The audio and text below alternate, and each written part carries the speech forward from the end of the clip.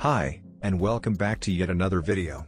This is the 9th episode of the story about the time when Sasuke gives his sharingan eyes to Naruto on verge death in waves. Let's watch as Naruto Uzumaki, Uchiha takes world by storm. After you've finished watching, please like, share, and subscribe to the channel. Let's get started. Naruto was pushing chakra to his legs as he tried to keep up with Jiraiya as the Sennin moved at speeds that would make any Jounin jealous. The blonde was breathing heavy after moving 2 hours at this pace, though the man showed no signs of slowing as he rushed towards their destination. Hurry up, Gaki, we don't have time to waste. The Chunin didn't have enough breath to answer and channeled more chakra into his muscles to close the distance. When Naruto was about to land on a branch, the earth shook violently, causing him to miss his target and land face first on the hard ground before sliding another 20 feet, leaving a small trench in the earth behind him. Damn it, Sennin, what's the rush? Jiraiya turned around, showing Naruto his grim expression. Just trust me, kid, that wasn't an earthquake. It seems like Tsunade is in trouble. They didn't waste any more time on conversation as Naruto jumped back into the treetops, and they traveled for another 10 minutes before nearing the area Gamasuke marked on his map. Jiraiya slowed their pace and the two crept through the treetops until they could see what was happening. A woman that looked similar to the picture Jiraiya showed Naruto early in the trip was getting battered by a brown-haired boy and silver-haired man that looked strange, but the lady was making no moves to defend herself from the attack. Naruto turned a questioning look towards the sage only to see the man was shocked at what they were witnessing. What's going on, Sennin? The legendary Tsunade was brought to her knees before the real fight even began as she looked at the two figures standing in the coffins. Nawaki. Dan. The two wooden boxes fell over as the two stepped out and the man spoke. Tsunade, is that you? You're more beautiful than I remember. The woman didn't respond as tears ran down her cheeks, and the boy spoke next. Ne-chan. What are we doing here? What's going on? The two said no more words as the teen who summoned them stepped forward and shoved two kunai into the back of their heads, and they began changing. That's enough of that useless chatter. When the revived shinobi first stepped out, their clothes were tattered and their skin was pale and ashy. Now they both looked healthier than they had in life. Dan was wearing the Jounin uniform of Konoha, and his nappy silver hair grew till it reached the small of his back and gained its luster back as the man's vitality returned. Nawaki was going through a similar transformation. His light brown hair grew back out till it was in its distinctive spikes, and his skin got darker and the ever-present blush on his cheeks returned. His ratty clothes changed till he was wearing his old teal long-sleeve shirt and light green pants Tsunade picked out for him after the boy graduated from the academy. The glasses-wearing teen began laughing maniacally. Now my puppets, show Tsunade just how much you missed her. The woman looked down to see the prone form of Shizune on the ground and stood up, determined to protect Dan's niece, even if he was the one attacking her. Nawaki was the one who charged first, and as Tsunade reared her fist back to deliver a punishing blow, memories of her past jumped into her head. Ne-chan, look, I graduated the academy as the rookie of the year. I guess that makes me better than you were? Ne-chan, when you get back from your mission, can we play? I'm going to be Hokage and protect the village just like Oji-sama. The blonde's fist fell as the ghosts of her past came to haunt her, and she was knocked back by the Jonin's fist. Tsunade knew that Dan was in motion and would appear behind her to deliver a kick, but once again she couldn't bring herself to hurt one of her most precious people. She was hit by the vicious kick as that damned boy kept laughing from the boulder him and that girl were standing on. I guess the prowess of the legendary Tsunade-sama was grossly over-exaggerated. Said legend didn't respond and just let the revived shinobi have their way with her as she was beaten mercilessly by the two she could never raise a fist against. Dan appeared before her and started a sequence of hand seals, and though Tsunade knew she could easily stop him like she used to when they sparred, she let the jutsu finish and was launched back by a blast of water and was heading towards a tree. She closed her eyes and braced for impact, but it never came. When she opened them, it appeared Nawaki was the one holding her, but after clearing the haze from her eyes, Tsunade realized the figure was blonde like her and had whisker marks on his cheek much like her mother did. Are you okay, lady? Tsunade couldn't form any words, and the boy gently put her down as her perverted teammate jumped out and began scolding him. Damn it, Naruto, you're a Chunin now, you can't just rush in like that. I was in the middle of forming a plan, but you ruined it by taking away the element of surprise. Well, you may be willing to let people get hurt, but I'll never let that happen if I can help it. You idiot, I wasn't going to let her get seriously hurt. This is a tricky situation and we need to handle it delicately. Some legend you are. What does a brat like you understand? I didn't become feared by being a moron. Don't listen to one of the legendary Sannin though. I'm sure a green Chunin like you knows much better than a ninja of my caliber and experience. The two were interrupted by the bespectacled teen's laughter. So this is the legendary Jiraiya, and I'm assuming that you are his worthless apprentice, Naruto. How do you know my name? I know a lot about you, Jinchuriki of the Kyuubi. Naruto turned an angry eye towards the teen. Well, you're pretty stupid if you talk to me like that, knowing I contain the strongest Baijuo. Well, you're such a pathetic ninja, I'm not very scared. I mean, look at you two. Tsunade is fighting for her life and you're just standing there arguing. The duo turned and saw Tsunade was once again taking a beating and rushed towards her. Kabuto watched their progress inwardly, laughing until he felt a disturbance in the air and saw that the two that were running towards Tsunade were turned into puffs of smoke by one of Dan's water jutsu, and when he looked up he saw them both descending rapidly onto his position, each holding a spiraling blue ball of chakra in their hands, Rasengan. The two Otonin standing on the rock jumped away and watched as it was reduced to rubble by the jutsu they used. Well, maybe you're not that hopeless after all, Naruto-kun, but do you really think you can keep up in a fight at this level? The blonde raised his fist and shook it at the annoying teen. I won't know until I try, and I'll never give up even if you break every bone in my body. Sounds like fun, but I'll give you one more warning. Leave now or die. I can't die, not until I become Hokage and achieve my dream. Ha ha ha, that's rich, a pathetic ninja like you becoming Hokage. If it wasn't for the Kyuubi then you wouldn't have anything that makes you stand out. Tsunade looked at the blonde and once again saw Nawaki as he proclaimed his dream. She saw Kabuto's hands start to glow as he rushed at the blonde. No, I won't let it happen again. Nawaki, I'll save you. Tsunade stood and moved faster than she had in years before, appearing next to Kabuto and grabbed his hand before delivering another brutal punch to his eye and felt the area around his eye shatter as the boy went flying and crashed into the mountain that was the base. Naruto stared wide-eyed at the extended fist. Thanks Granny, but I had it handled. Tsunade looked at the boy in confusion, realizing it wasn't Nawaki that she just saved. Whatever, shrimp, you could at least be grateful and show me some respect. Jiraiya appeared out of nowhere, interrupting the two blondes. I moved Shizune to a safe place outside of the clearing in that direction. Go now and make sure that she's okay before coming back here. Hopefully me and Naruto can take care of this before you get back. I don't want to make you fight these two.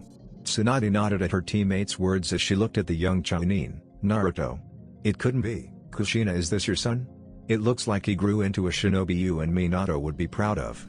Tsunade shook the thoughts out of her head. Okay, I'm going. But if you think I'm going to let you do all the work, you've got another thing coming. That silver-haired punk is mine. She leapt off before Jiraiya could respond and the man turned towards his apprentice. Alright kid, make a bunch of shadow clones to handle the boy. He was a Genin when he died, but he wasn't an ordinary one. That kid, Nawaki, was the grandson of the first Hokage and is stronger than an ordinary Genin and could already use Doden Jutsu before his death. I want the real you to fight the redhead, but keep spamming clones to keep Nawaki busy, and I'll fight Dan. If I know the princess like I think I do, then she's already going after the other kid on her own, so let's hurry up so we can help her. Naruto gave the man a salute and jumped off, creating a horde of clones in the process. Confident that his godson could handle himself, Jiraiya turned to face the revived Dan. I wish I could say I don't want to do this, but I've always been a terrible liar. 30 Naruto clones surrounded the boy that had a strange resemblance to him. Nawaki ignored the bunshines and began to run off in the same direction his older sister did, but the revived Senju found his way blocked by another squad of clones, so slammed his hands into the ground after forming several seals and cleared the way with earth spikes that burst from the ground, impaling many of the bunshines and forcing the rest to retreat. Nawaki rushed forward once more, but the earth under him burst upward and the undead Genin was hit in the jaw by a Naruto clone and knocked to the ground. Before he could stand, more clones began attacking Nawaki, but after he got his feet back underneath him they had no luck and the brunette looked no worse for the wear despite the heavy blows he received. Now the Senju was dispelling clones easily by trading hits with the constructs, but his wounds were healing rapidly and not slowing him down. The Genin jumped over the sweeping kick. One of the clones tried to take his feet out with and extended his two legs, doing a split in midair, and kicked two more clones in the face when they tried to stab him with kunai, dispelling them. Nawaki landed at the same time the two kunai did and was engulfed by a powerful explosion created by the tags tied around the handles. The clones let out a cheer, but Nawaki burst from the thick smoke and rushed towards the direction of Tsunade once more as the burns covering his body healed. He made good progress, putting some distance between him and the clones, but was knocked back by a gust of wind before the three clones chasing him delivered brutal spinning kicks to his back, launching him back towards the clone that cast the wind jutsu, who now held a spiraling ball of water in its hand. Suten, Ha and Ryu. Much like earlier in the day, the water ball exploded outwards, engulfing the zombie Genin and dispelling the clones, sending Nawaki careening into a tree before it was uprooted and crushed the undead boy. The clones once again cheered, but one of them looked on in horror as the Genin's torso began crawling towards Tsunade as its body reformed once more. Damn it, how do I stop this thing? I can't destroy it, and every wound only heals. The other clones stopped their cheering and looked towards the reforming body of Nawaki before pulling out kunai knives. Charge. The clones rushed the boy and started using him as a punching bag, not giving Nawaki a chance to respond with their unyielding attacks. The boy was getting beaten mercilessly as he was pummeled, but still managed to stab one of the clones with a kunai, stopping the game of pinball the Bunshines were playing. Nawaki stood once more and the clones were muttering curses. Suddenly one popped itself and smiles suddenly appeared on the other clones' faces. Several pulled out more kunai knives and spun them around their fingers before charging the zombie once more. Nawaki was good, almost as strong as Naruto, but he couldn't hold off attacks from several at once and was once again being used as a human pinball as the Bunshines sent him upward and weren't letting him hit the ground. The clones kept Nawaki airborne as they maneuvered him across the clearing towards the waterfall until one clone leapt from a branch and did a dropkick, sending Nawaki into the river. The Genin swam to the surface and began to stand on top of the water, but a clone was waiting for him. It jumped out and stood on the river, showing Nawaki his palm, Suten, Suro no Jutsu, water prison technique. The water underneath the Genin bubbled before he was contained in a sphere of water, unable to move. Finally, Jiraiya stood across from Dan calmly with his arms crossed. You know, even though you probably can't understand or hear me, I've always wanted to get this off my chest. I've always thought you were a bastard, but I never did anything because you made Tsunade happy. Then you died and I watched her change and lose a piece of herself. Before I forget, shortly after you two started dating, me and Tsunade were on a mission to gather information, and we might have gotten really drunk and done the nasty a couple times. The revived ninja didn't respond, but Jiraiya swore that Dan's brows creased and eyes narrowed before the zombie ninja disappeared. Amateur. Jiraiya took a step forward and kicked behind him, and the silver-haired man suddenly appeared, doubled over the hermit's outstretched limb. I never knew what Tsunade saw in you. Jiraiya lowered his leg before delivering a swift spinning kick to Dan's chin, sending him into the forest. The man remained in the clearing with his arms crossed until a brace of shuriken flew towards him, but he simply sank into the ground before reappearing in the same position. He saw the leaves moving and smirked when Dan once again tried to attack him. Jiraiya uncrossed his arms but only scratched his cheek as he once again kicked the man. But Dan simply dissolved into water. Jiraiya couldn't even curse as the water took shape and blasted him, but he crumbled, revealing it was an earth clone, and Dan suddenly burst out from the forest and hit the ground hard before Jiraiya reappeared in the same spot he was standing in before with his arms crossed. We both know that you could never beat me before, and I've only gotten stronger since then. You might have been impressive 20 years ago, but in today's world things are different. Dan paid the man no mind and charged once more. Well, it was fun, but I've wasted enough time on you. Jiraiya disappeared when Dan's fist came at his face and reappeared in the same spot in front of the overextended man after the fist went through where his head was before uncrossing his arms and placing his right hand on the undead man's stomach. Rasengan. Dan was sent back with a new hole in his stomach and lay still on the ground. Jiraiya was about to turn around, but the hole began closing and Dan stood unharmed. Really? Well, if you want me to beat you more, who am I to disagree? The man formed more seals before expelling a large wave of water. Jiraiya simply made one seal and slammed his hand into the ground before a wall rose from the ground, which forced the blast split, leaving the hermit dry. The wall crumbled, revealing Dan charging towards Jiraiya holding his hands in a seal. The former Jounin abruptly stopped his charge and blew out another blast of water that made contact with the Toad Summoner. When the water stopped, it revealed Jiraiya was wrapped in a spiky cocoon of what appeared to be his hair, which extended to the ground and anchored him to the earth. Hariji Goku. Needle Hell. The hair that protected Jiraiya suddenly shot outwards, piercing Dan with hundreds of the projectiles. Jiraiya then delivered a kick to Dan's stomach that left him on the ground. Once the Jounin hit the dirt, Jiraiya's mane retracted to its usual length and he tapped his foot onto the ground, encasing Dan in a coffin made of rock. Sure that his opponent was trapped, Jiraiya etched a seal that would prevent any chakra from being used in the earth prison, ensuring Dan couldn't escape. The man looked around the clearing trying to locate his apprentice and saw that the clones managed to trap Nawaki in a water prison and another had the redhead bound by ninja wire with her hat shoved into her mouth. Jiraiya walked up to the one by the girl. Good job, Naruto, now let's go after Tsunade. The blonde sheepishly rubbed the back of his head. Well, the thing is, I'm a clone and the boss is already going after them because you were taking too long. Well, shit. Line break. The real Naruto stood across from the kunoichi as she held a flute in her hands. I like music as much as the next guy, but I think that we're supposed to fight. I know that, dipshit, but I figured I could play you my melody of death. Sounds dark. Well, for a pussy like you it might be, but I always find it enjoyable. The girl lifted the flute to her lips and as she began playing, Naruto's vision faded to black until he couldn't see anything. Suddenly it felt like his feet were on fire, and when he looked down he saw a green liquid slowly rising and eating away at his skin. The blonde tried to jump but found he couldn't make his body move. Realizing it was a genjutsu, he tried every technique he knew of but couldn't find a way to counter it. Even biting his lip wasn't working because it couldn't override the agony the illusion created. Calm down, Naruto, think. It started when she began playing the flute, so the music is probably keeping me trapped. Figuring it wouldn't make the situation worse, Naruto took in a deep breath and began singing as loudly as possible. I know a song that gets on everybody's nerves, everybody's nerves, everybody's nerves. I know a song that gets on everybody's nerves, and this is how it goes. The blackness wavered but didn't break, so Naruto kept singing. After several ear-splitting verses, the genjutsu fell and the kunoichi was forced to dodge a guko and stop playing the flute. Taking advantage of the break, he summoned hundreds of clones. Instead of attacking, some disappeared in puffs of smoke and were replaced by a variety of musical instruments. Tuya was shocked for a moment but quickly lifted her flute and tried to play another song, but it was drowned out by the horrible noise created from the clone orchestra. The redhead cursed and jumped back as several clones started an attack. Shit, I can't put him in a genjutsu now. Not to mention my doki will be useless because they won't be able to hear my melody. Tuya continued her retreat and began to call upon the twisted chakra created by the curse mark, but blacked out as the ringed handle of a kunai smashed into her skull. Naruto stared down at the prone girl. Wow, I guess she wasn't that tough after all. And Sakura says my loud mouth is hardly good for anything. Naruto was about to go assist his clones when a memory hit him. Knowing they had it well in hand, he created a clone and took off towards where Tsunade launched the silver-haired teen, knowing Jiraiya would be able to handle himself. After confirming that Shizune was indeed fine once more and the seal was truly gone, Tsunade took off towards the base, intent on cleaning up her mess.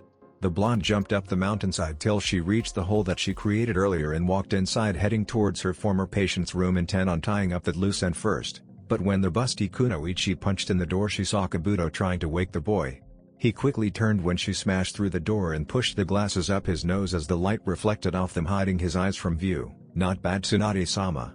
Kimimaro should have woken up by now, but I saw you managed to marginally increase the sedative so I wouldn't notice, but the effect would be longer lasting. I guess that I was careless. Oh well, I've always wanted to test myself against one of the Sannin. Kabuto lifted a piece of the wall up, revealing a button that he pressed.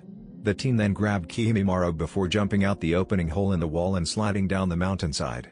Kabuto fell rapidly but landed cleanly before injecting something into the Kaguya and tossed the teen into the forest. He turned just as Tsunade landed and immediately rushed at her, hoping to catch her off guard and steal the initiative. The woman merely fell to her knees, avoiding the strike before placing her palms on the ground and swinging both legs forward into Kabuto's stomach, sending him into the trees.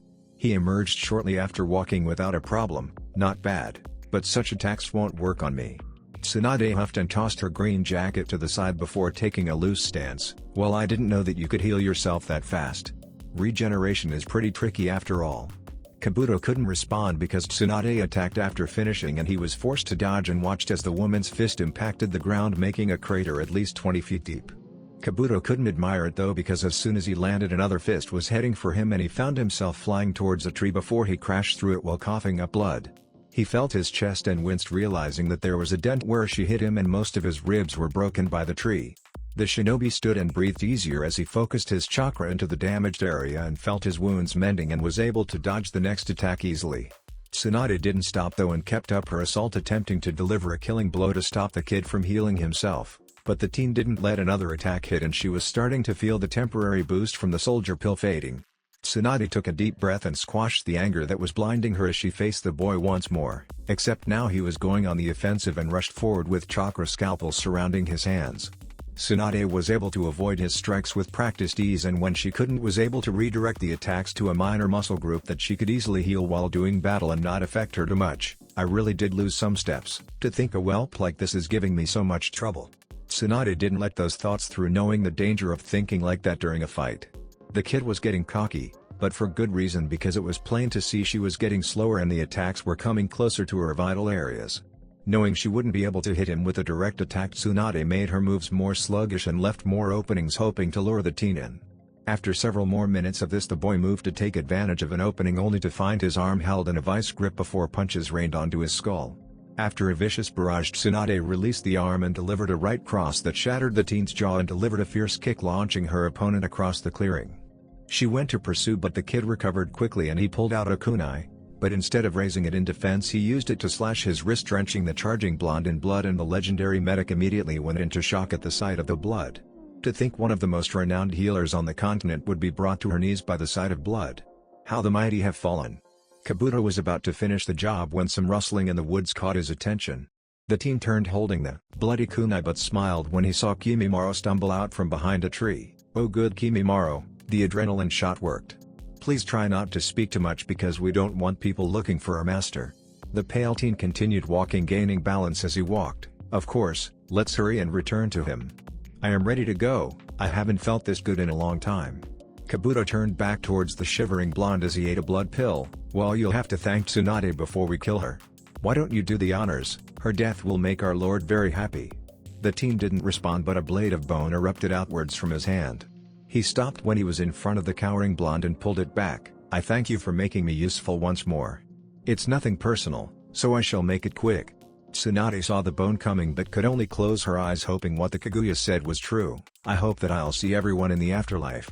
She heard the sound of flesh being pierced and felt blood splatter on her, but didn't feel any pain.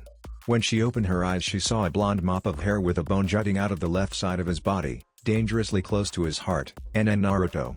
The blonde turned around and gave her a wide smile before spitting out blood staining his white D-thread. "Don't worry Granny, I won't let anything happen to you. After all, it's the duty of a Hokage to protect everyone." Kimimaro scoffed at the Chunin. "Leave trash, just die with dignity." He tried to pull the bone out but found it wouldn't move and saw the boy holding it in a death grip. The Kaguya was cut off when a Rasengan was shoved into his open mouth as he went spinning backwards, bleeding profusely. The boy somehow stood and started stumbling towards the two once more but was stopped by Kabuto, who put his hand on his shoulder. Now Kimimaro. You were just healed, so don't do anything rash." Kimimaro lowered his hand and Kabuto watched as the visible bones began healing themselves before his skin knitted itself together over it, leaving his face unmarred. The two were about to advance once more when suddenly the grass became spongy and they were suddenly inside a pink cavern. To their surprise, Jiraiya stepped from around a wall. "Welcome to the esophagus of a fire-breathing toad from Mount Myaboku. I'm sure the two of you will enjoy the next 12 hours as it slowly digests you." It was Jiraiya's turn to be surprised when the one wearing glasses began laughing. "Well, you could do that, but if I die then those two that I revived will be bound to this plane forever. How would Tsunade like it knowing her brother and lover would never be able to find rest and only want to rip her limb from limb? However, if you let us go I will cancel the jutsu." Jiraiya gave the two a hard stare before he sighed in defeat and the fleshy walls faded and the three were in a forest once more. A Jiraiya clone then landed next to the hermit, holding the two rock coffins that contained the revived Konoha Shinobi. "I give you my word that I shall not pursue you if these two are released, but if you're lying you won't live to regret it." The two jumped backwards before Kabuto responded, "Very well, but I'll be at the limit of your sight before we do it." Getting a nod, they retreated, and before they disappeared Jiraiya watched as the two faces turned into ashes and were blown away by the wind, revealing two masked faces of sound shinobi. True to his word, Jiraiya let the two get away and walked back to the prone body of his apprentice, hoping this wouldn't be the latest student he outlived. Tsunade barely registered Jiraiya's appearance, just stared in muted horror at the blood spurting out from her fellow blonde's wounds. Tsunade couldn't explain it, but she wanted to protect this boy. She hadn't felt this way since the first time she saw a young Minato on Team Jiraiya. The meta couldn't move her body even though her mind already diagnosed what was happening. The exit wound was just above the heart and slightly to the right, meaning his vena cava was most likely pierced. If he didn't get medical attention in seconds he would die. Tsunade could only cry at her helplessness as she watched the blood spurt out from the wound, each spray decreasing the boy's chances at recovery. Suddenly she was back on the field on the cursed mission where Dan passed on. Even though it was a perfectly sunny day, she could hear the pitter-patter of rain and feel the drops hitting her skin, and she burst into motion. She looked down at the whiskered face and saw the silhouettes of Dan and Nawaki surrounding the Chunin. Ignoring the copious amounts of blood on her and the veritable river pouring from the wound, she reached in, and to her relief the vein wasn't pierced through, just nicked, which explained why it was spurting and not steadily flowing.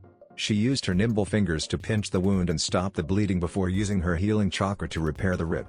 After making sure the wound was completely closed, she performed another diagnosis and found several other minor lacerations in the blood vessels around the heart. Acting quickly, she closed those before expanding her scan and sighed in relief when nothing new was shown, and healed the entry and exit wounds. After making sure Naruto was in perfect health, she made the unconscious boy eat a blood pill. She looked down at the red liquid that coated her hands before laughing at her old fear, relieved she didn't let someone else die. Tsunade bent down and gently cradled the boy to her ample bosom, careful not to disturb his wounds, and brought Naruto over to the river before she removed his ruined Chunin vest and tore through the fishnet and spandex before washing the blood from his body and hair, then smiled gently at the unconscious boy as she stroked his now clean hair. When she was finished, she cradled him to her chest once more and walked back to the clearing and saw Jiraiya standing there nervously. "Don't worry, the boy will be fine." "I'm not worried, I knew he'd pull through with you healing him. I'm just jealous of his position." Tsunade looked down to see a mop of blonde hair covering the face that was buried into her cleavage. The woman gently placed the boy down and wiped a smudge off his cheek before subtly picking up a rock created by her demolition of the landscape and tossed it at her perverted teammate, sending him crashing to the ground clutching the wound. "Baka." Jiraiya grabbed where the rock hit and stood up, wincing as he poked the welt. "Alright, we can talk later, for now we need to get Naruto and Shizune back to town along with the prisoner." Jiraiya saw Tsunade's expression switch to questioning and answered the unspoken query. "The brat managed to take that redhead captive. Hopefully he doesn't have the same fetish as his father." Tsunade ignored the pervert and smiled at the prone blonde. "Fine, let's go, you useless lecher." Tuya opened her charcoal eyes and blinked the blurriness from her vision and was staring at a painted ceiling, not the usual rock one from the base. Suddenly the memories of yesterday came back along with a splitting headache. She turned her head to get a better view of the room and saw a blonde lying on the bed with his torso heavily bandaged, and she found her hands and feet were bound when trying to shift positions. Suddenly the door opened and she winced as a boisterous voice broke the silence, increasing the pounding in her head. "Come on, Haim, just one little kiss on the cheek. The knight in shining armor is supposed to at least get something when he saves a damsel in distress. I'll make sure to give Naruto a kiss when he wakes up then. You wound me, princess." Tuya closed her eyes and slowed her breathing rate, trying to get any information. "Shut up, Jiraiya, I think you wanted to ask the girl questions when she woke up, so go ahead." Tuya didn't change her breathing rate but cursed loudly when she was hit with a slap. "Tsunade-sama. She might have a concussion, you shouldn't do that." "Yeah, well, she's a bitch and deserves it, Shizune, or did you forget what they did to you? She was probably the one who put you in the genjutsu if the chakra conductive fluid is any indication. I haven't seen anything like that in ages." Knowing the jig was up, Tuya opened her eyes. "I'm not telling you anything, cow." Tuya felt fear, something that Orochimaru had trouble inducing, as she looked into the face of Tsunade to see demonic white eyes and a throbbing vein above her right eye. "Listen, you scrawny little bitch, you can cooperate or I can take out some of the frustration that was building up for the past week out on you." Jiraiya cut her off and stepped into the redhead's line of sight. "Tsunade may be angry, but she's right. Your friends left you without a second thought, so should you really show them any loyalty? I know that you probably don't trust us, but if you cooperate everything will go much better for you and I'll protect you from any retaliation from your former master." Tuya wasn't stupid. Orochimaru was strong, but even he wouldn't try anything against the two people in front of her that are considered to be his equal in strength, and hopefully the village would be able to give her some protection if she told them everything she knew. Plus the old guy had a point, if Orochimaru really valued her, Kabuto would have tried to get her back before leaving. "Alright, I'll talk, but I want some guarantees. 1. I'll get immunity and citizenship in that shithole you call a village.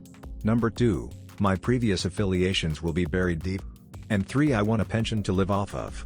The man scratched his chin, appearing to consider them. "No, no, and no. I won't give someone immunity who doesn't deserve it, and from what I see you don't.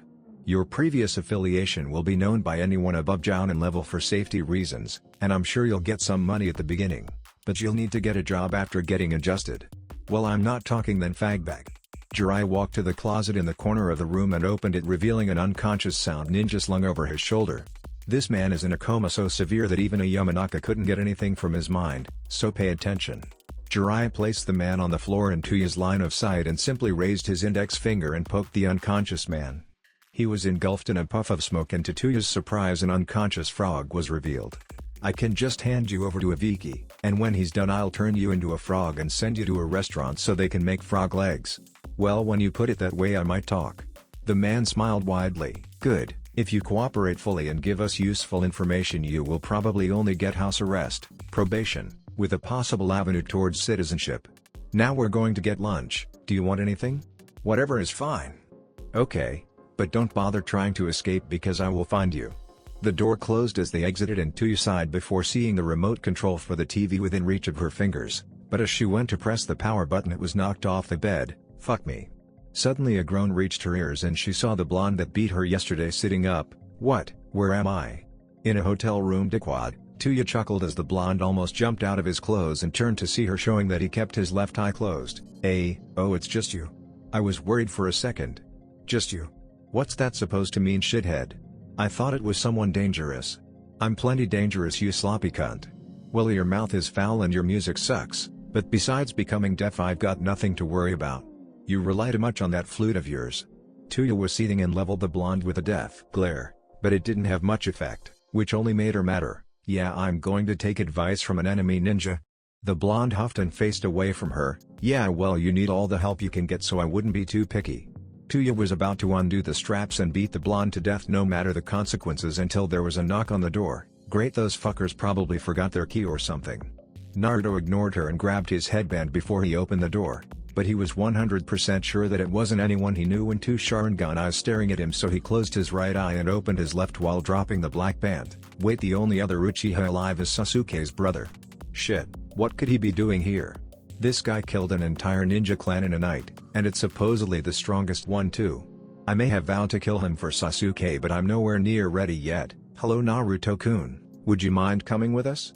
It was then Naruto noticed the giant blue guy with a bandaged sword on his back wearing the same black cloak with red clouds as the Uchiha was wearing, standing behind his shorter partner. Well, I would love to, but Oji-san always said not to go anywhere with strangers.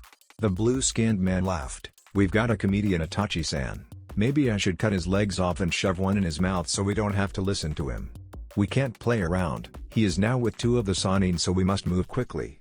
I do not fear Tsunade, but Jiraiya is a different story. Even going all out, I doubt the two of us together could beat him or even cause him to break a sweat. Sounds like fun. Itachi ignored his partner and opened the door wider as Naruto stepped back, seeing Tuya restrained to the bed. I thought I sensed another chakra signature in here. Well, we don't want to leave witnesses. Itachi formed several seals that Naruto recognized and formed a ring with his index finger and thumb and placed it in front of his mouth. Knowing what was coming next, Naruto looked towards Tuya and knew she wouldn't be able to dodge because of the restraints. As Itachi called out, Gukakyu Uno Jutsu, Naruto leapt in front of the helpless redhead and took the blast full on as it burned through his bandages and bubbled the skin underneath. He lay on the ground gasping in pain as Tuya stared at him in shock. Kisame chuckled, well, that's one way to skin a fox.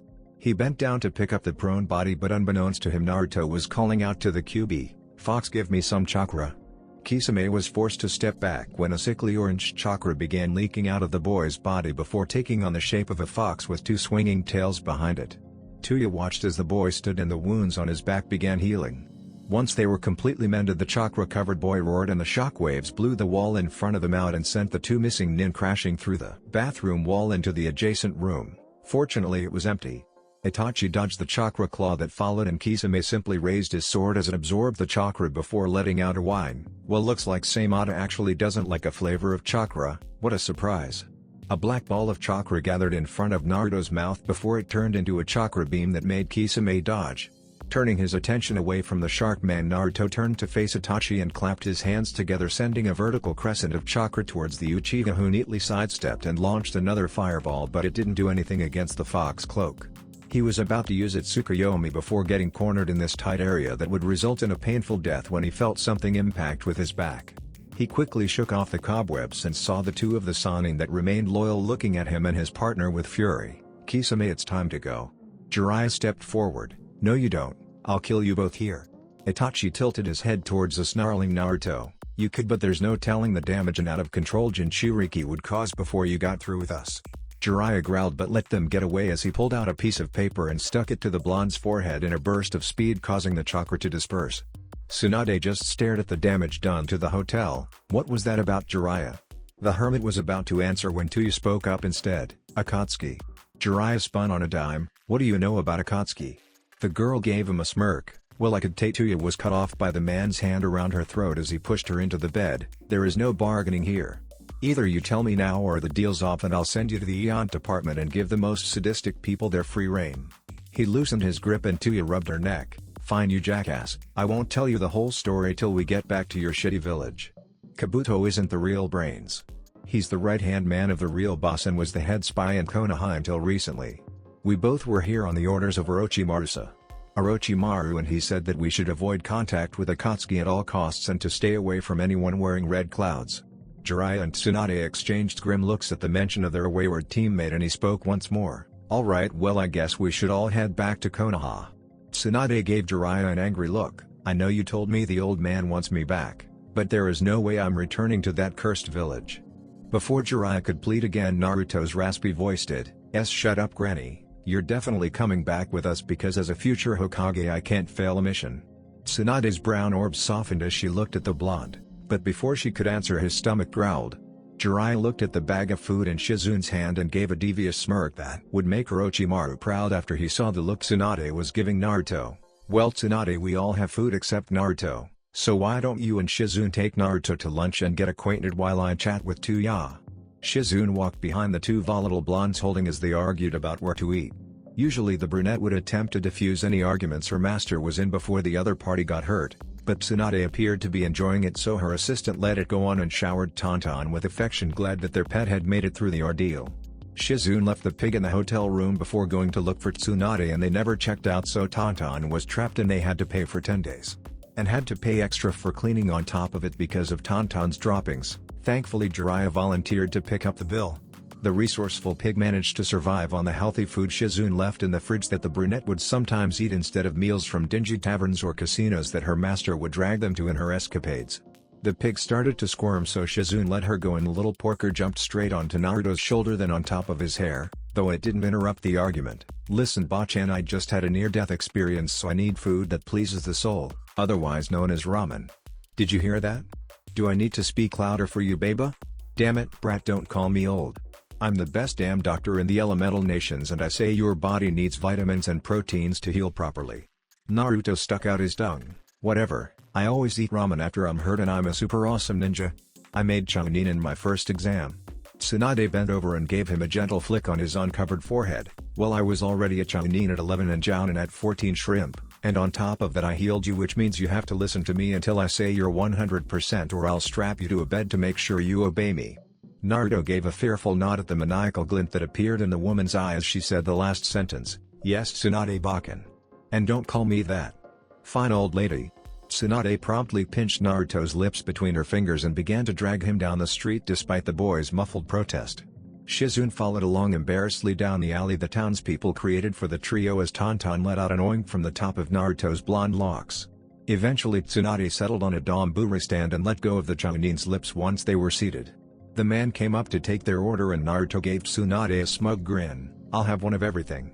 The woman just grinned right back and ordered 2 bowls of oyokuden while Shizune got tempura and ordered plain rice for Tauntaun. The brunette watched as Naruto sat with drool coming down his face and almost giggled when Tsunade wiped it away with a napkin and Naruto recoiled, giving her a weird look. What are you doing, Bachan? Tsunade was undeterred and wiped the remaining saliva away before answering. Well, you had some spit running down your chin and it's not a very attractive sight. Now why don't you tell me about yourself? Why do you care? What, I can't be curious about the kid who saved my life. Naruto blushed at that and gave a cheesy grin. Well, you saved my life right after, so it wasn't that cool. Doesn't that mean you should tell me about yourself? Maybe later. Okay, then I'll tell you now, and you have to tell me back in Konoha. Tsunade looked towards the cooking food. I'm not going back to Konoha. But why? The old man is calling you back and he's the Hokage, so you have to listen. Tsunade's voice took on a harsher tone as she toyed with the glass of water in front of her. The Hokages are all fools. 3 of them died young because of it, and it's a miracle that the old monkey is still alive. Naruto slammed his hands on the bar before angrily exclaiming, don't disrespect the Hokages like that.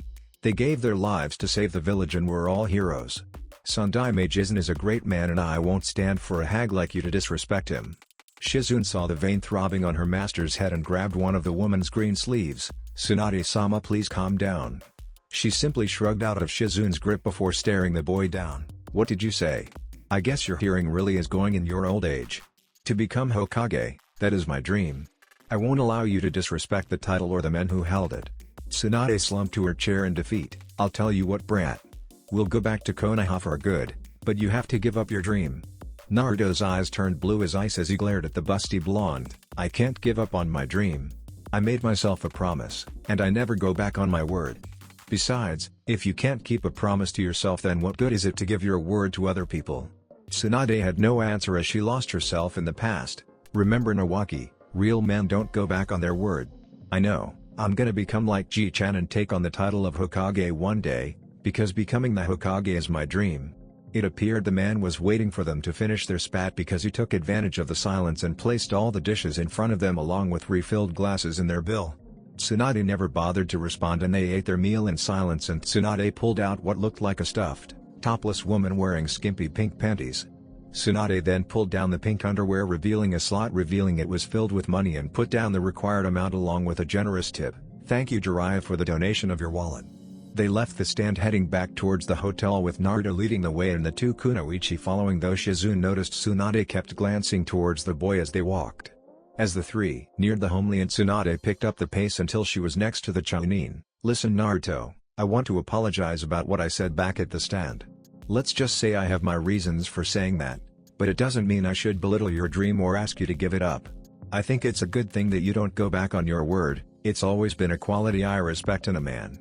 Tsunade stopped before they entered the hotel and took a deep breath as if steadying herself. "I think that Shizune and I can return to Konoha for a little while. I was always advocating placing a medic nin on every team, and it would be hypocritical of me not to return and train enough people that it can become a possibility." Naruto gave Tsunade a sunny grin as Shizune gasped hearing Tsunade apologize and say they were returning to Konoha, and she couldn't help but pinch herself to ensure it was real and let out a little squeak. Naruto turned his focus onto her. "Are you alright, Shizune-nichan?" The brunette blushed and muttered, "No, I'm fine, just lost my balance for a second." Jiraiya undid the bounds and handed Tuya one of the takeout containers and a pair of chopsticks before getting some for himself. "Now I was being completely serious before. Akatsuki is a very dangerous organization and anything you can tell me is crucial." Tuya sniffed the beef dish and took a bite before answering, "Well, I don't know much. Orochimaru has been building Oto for at least 4 years, probably preparing for more than that. During my first year he would sometimes show up wearing a cloak like the ones those two freaks had on. He also always had a ring on that he would always toy with, and he stopped wearing it around the time he stopped wearing the cloak too, though I'm assuming he didn't return it." There were whispers in Northgate about how Orochimaru would mutter of a ring occasionally, but other than that I don't know anything else about Akatsuki. Wait, he would sometimes mention a partner but he never said the fuck's name. Something about a wooden freak playing with dolls. I can't really remember the details. Jiraiya finished his soup while digesting the information after it became apparent the redhead was finished and didn't bother retying Tuya after they were done eating. "Well, think about it some more on the way back. I'm gonna give you a small bit of leash so don't hang yourself with it. If you want us to take it easy on you then you better be cooperative and helpful. You know that I'll catch you wherever you try to run and I doubt old Snakeface would accept you back after getting captured. I know how he operates. If you accommodate us then I'm sure the Hokage will be more than forgiving. Like I said, I know Orochimaru. You look like you're 14 and you've been with the snake for 4 years, so you were probably an orphan who had no hope and he offered you a chance and you took it. I also am making a guess that you did many horrible things without a second thought, and maybe you enjoyed it or maybe you didn't, I don't really. Either way you've been given an opportunity here, no matter how it looks right now, to change that life and atone for your sins, so make the right decision. Not many people get a real chance to change and redeem themselves." The hermit gathered the garbage and threw it out just as the door opened and the other three walked in. Jiraiya gave them a beaming smile. "Well, I think it's about time to go. Naruto is a trooper and we need to get Tuya back to Konoha, so pack up." Tsunade and Shizune headed towards their room. "Alright pervert, we'll meet up in front of the inn in 20 minutes. Naruto started packing up and Jiraiya picked up his pack before heading towards the door as well. "I have to go down and pay, and tell them we'll send someone to fix the damage, though I can't find Lola-chan." "Oh well, there's always Anna-chan." Tuya watched the blonde scamper around the room trying to gather all his belongings and she raised her eyebrow when he efficiently sealed them into several scrolls. Listen shithead, I just wanna say thanks for taking that hit for me. I probably wouldn't be alive right now if you didn't." Naruto stuffed the scrolls into his vest. "No problem, but do you have to call me names?" "Well, yes. If that's the way you want it, bitch. Whatever, faggot. Glad we agree, cunt." Jiraiya just strolled down the hallway with a smile on his face after listening to the conversation. Sure, he could make use of it somewhere down the line. Maybe a rough around the edges girl that comes off overbearing but really wants to be put in her place. Now if he could just get a teacher bad student who needs good grades roleplay scene in there somewhere, it would be pure gold. The 5 shinobi leapt through the trees towards Konoha, and by Jiraiya's calculations they were only a couple hours away after 2 days of non-stop travel at a high pace, though they got a chance to relax each night at different hot spring resorts at Jiraiya's insistence and expense. It was close to noon on the third day, but the group decided not to break for lunch, opting to make a beeline for the village, though Tsunade's and Tuya's face showed trepidation as they drew closer. Tsunade was nervous but ready to face her old home, but Tuya was much more worried. Despite the Toad Sage's assurances, she couldn't help but think that they wouldn't be so nice. After all, if it was her bringing one of them back to Orochimaru, their deaths would be certain no matter what she promised. Despite her inner turmoil, the redhead inwardly admitted it could be worse. Jiraiya's antics were amusing, especially when they caused Tsunade to send him flying with her fists, though he claimed it was so he got a break. Tsunade and Shizune were ignoring her presence, but Naruto was possibly the weirdest person she had ever met, and that was saying something. He wasn't twisted or sadistic, but perpetually happy and incredibly open. He never slept with a kunai under his pillow, though Tuya was his enemy only days before he didn't hold it against her at all. The blonde was nothing but kind to her, and it was the weirdest thing Tuya had seen. The boy was currently leaping acrobatically through the trees, whooping with excitement that he would be returning home. She was so lost in thought and not used to jumping through trees, as the geography of Ta no Kuni was mostly wide open fields, that the girl landed awkwardly and rolled her ankle, which caused her to fall off the branch, and though she managed to land on her feet, the redhead collapsed, grasping her ankle. The other three stopped and landed next to her as Tsunade bent down to look at it. "It's just a sprain, so put it in a brace and let Naruto help you jump. You two are about the same height." She got up and turned around when Tuya responded in outrage. "Hey, aren't you supposed to be some sort of legendary healer? You telling me you or your assistant can't take care of a simple sprain? That would be like asking an elephant to squash a fly. You shouldn't compare yourself to an elephant. It's insulting to them. They're not that fat. I'd say you're more like a whale." Tsunade prepared to jump into the canopy again, but before she did, she said, "Well, now I'm definitely not going to help you. We'll move slow until you two catch up." Shizune didn't spare the redhead a glance as she followed her master, and Jiraiya said a quick apology and left to get the other two to wait. Naruto pulled out the medical kit that Sakura gave to him and bandaged Tuya's ankle after using 2 wood planks from the kit to brace them. When he was done, he tenderly put her sandal back on, leaving her cheeks dusted pink. What do you think you're doing?" Naruto raised an eyebrow. "Well, I already finished. What I did was make a quick splend. It's not perfect though, so I'll have to help you jump." Tuya turned away from the blonde. "No way, you ass pirate. I don't need your help." Finished speaking, she jumped off her healthy ankle into the trees and tried to keep as little weight as possible on the other one. She made several good jumps with Naruto following closely, but she had to use 2 ankles to land on the next branch, and when Tuya did, she winced and immediately started to fall, but was grabbed in midair by Naruto bridal style, and after he jumped into the branches, the Chunin gently shifted her so she was resting on his back with her head next to his, while her red locks intermingled with his blonde and her cheeks changed colors to match her hair. They caught up to the other 3 and Jiraiya quickly stopped them. "Stop, I sensed Sensei somewhere slightly south. Try saying that 5 times fast." He adjusted their course, and soon enough they were standing in front of the old cage, who was flanked by Kakashi and some guy that looked like Shikamaru with scars all over his face. The smile on the Sandaime's face matched Naruto's as he greeted them. "Well, this is a surprise. Tsunade, it's good to see you after so long, and you as well, Shizune. Naruto, congratulations on your first successful mission as a Chunin. If you have the time, I'd like you to come over to the Sarutobi estate Sunday afternoon. Konohamaru has been saying that he misses you. And I don't think I know you, young lady." The smile didn't break off Naruto's face. "Sounds good, old man." He then turned to face his sensei. "Kaka-sensei, good to see you." He received a nice smile in return. "You too, Naruto. I asked Sakura-chan to take care of your plants." Tsunade coughed and gave the Hokage a small smile. "Good to see you, Sarutobi-sensei. It's been too long." The old man approached the group. "It has indeed, my dear, but nobody has introduced me to this young woman. Is she another pupil that you've taken on?" This time Jiraiya coughed and beckoned his sensei over before whispering into his ears.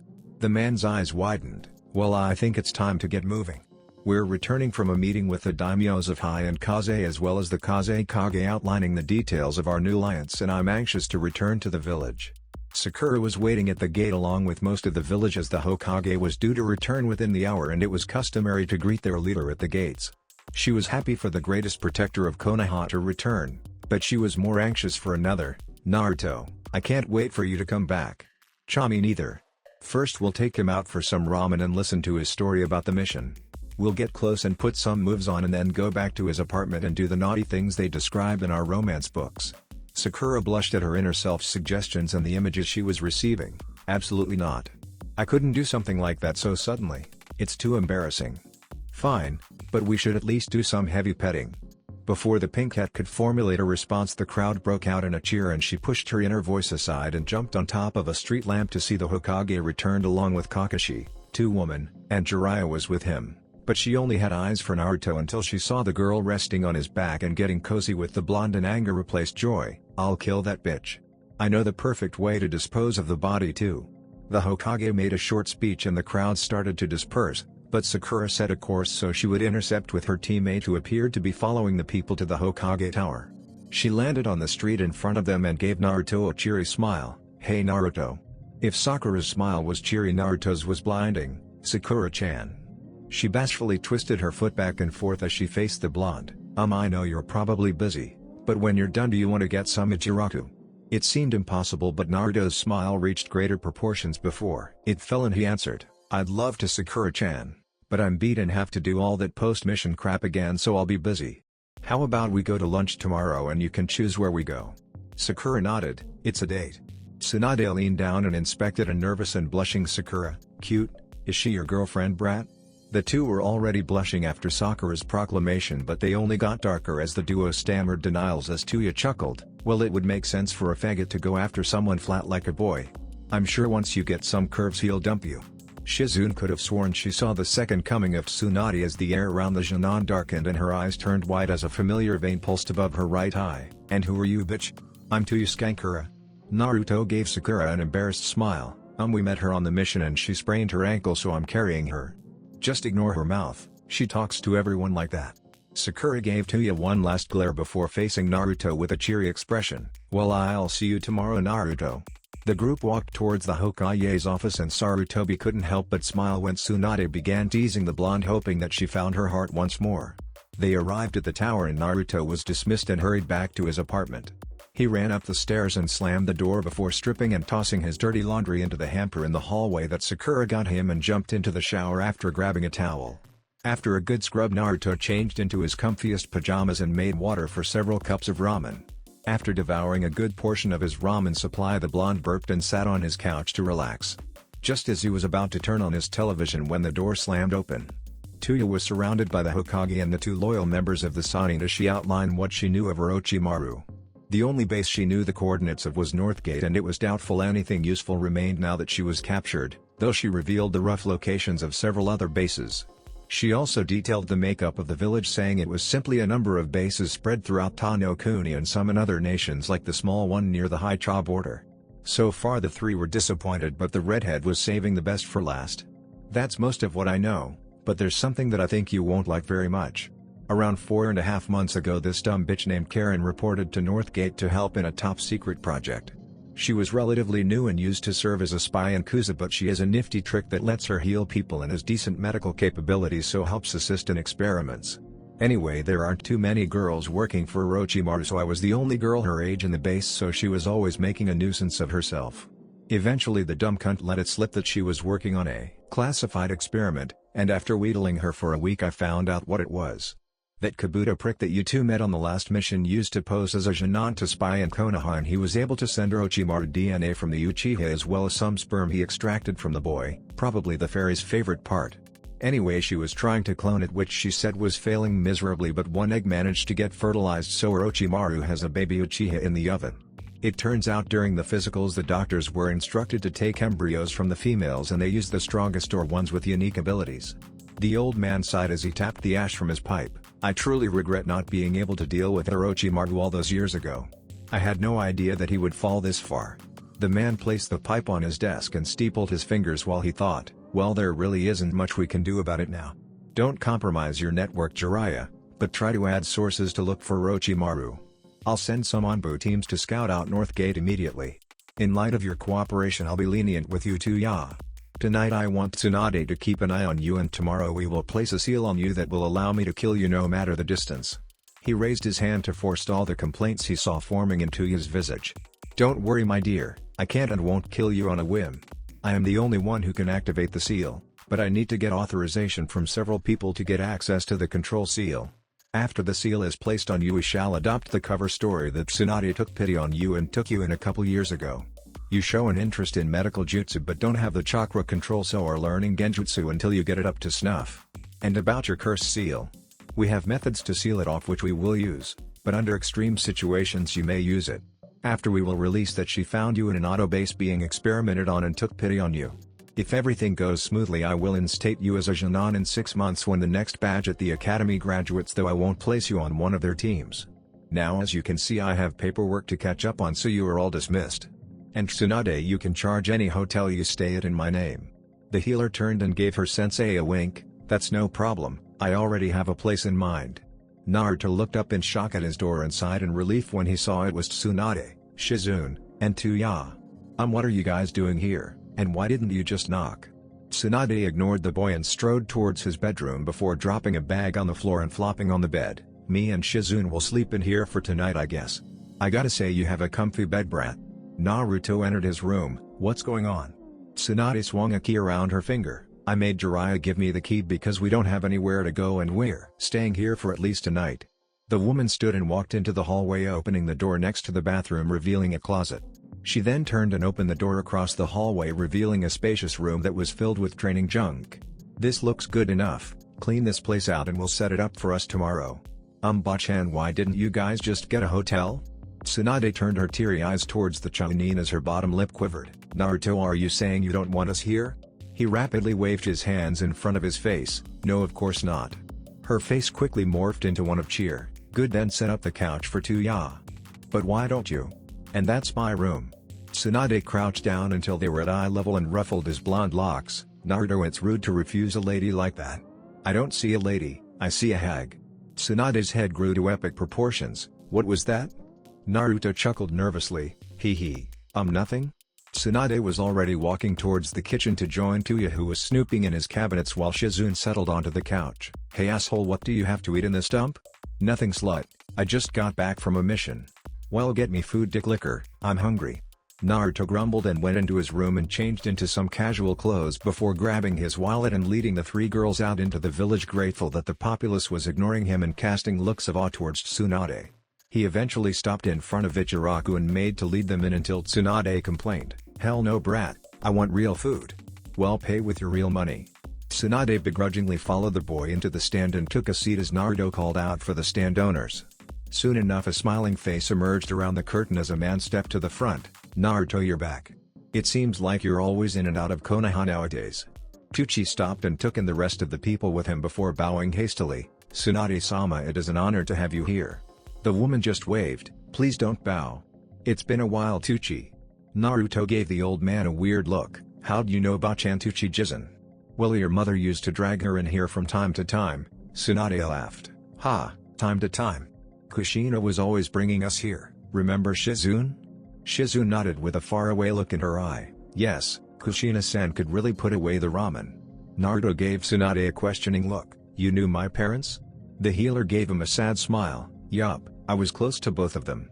My grandmother was Kushina's great aunt, so that makes you and me second cousins twice removed or something like that.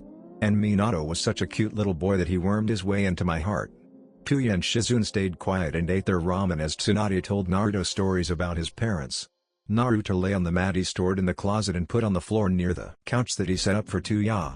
He lay looking at the ceiling feeling content. He went on a mission and discovered someone who he was actually related to and added 3 people to his list of precious people. Content. Naruto began to close his eyes until a voice reached his ears. Naruto, can I ask you a question? You just did, Tuya-chan. For someone so dumb you have a smart mouth, douchebag. Anyway, why are you so nice to me? I was just your enemy and would have killed you without a second thought. Naruto sighed. Well, on my first real mission I met someone who explained something really important to me and was really nice. It turns out he was working for a scumbag that we were protecting our client from and we were forced to fight. I didn't realize it until the end right before he died, and it taught me something.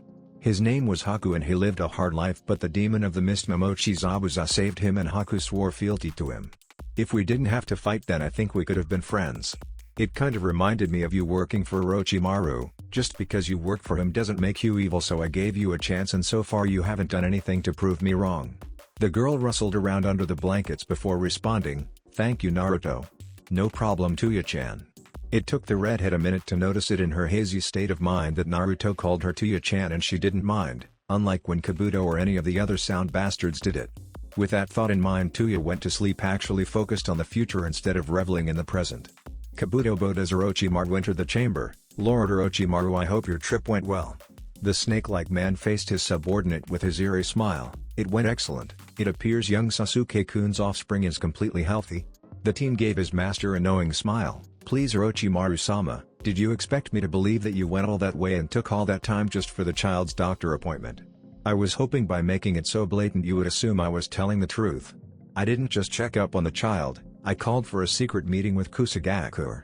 Let's just say Konoha won't know what hit them at their next exam." Kabuto pushed the glasses up his nose. "So the invasion will happen in 6 months."